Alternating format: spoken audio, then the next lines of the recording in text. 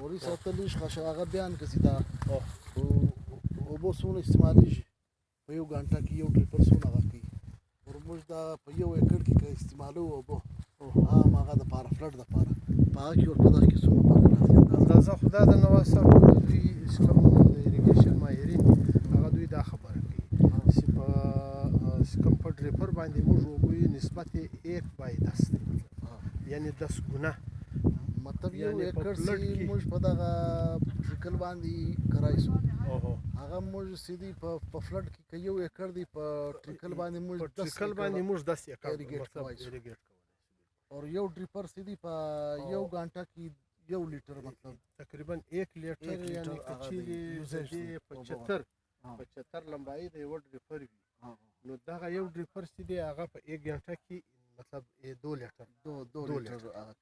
2 لیټر او به سیدی هغه مطلب او نو اوس دغه موږ د کرل دي دغه ګل دی دا کوم په فلډ باندې کری هم دونی تر دا بالا ګل نشي او بیا د دې دا ګرد په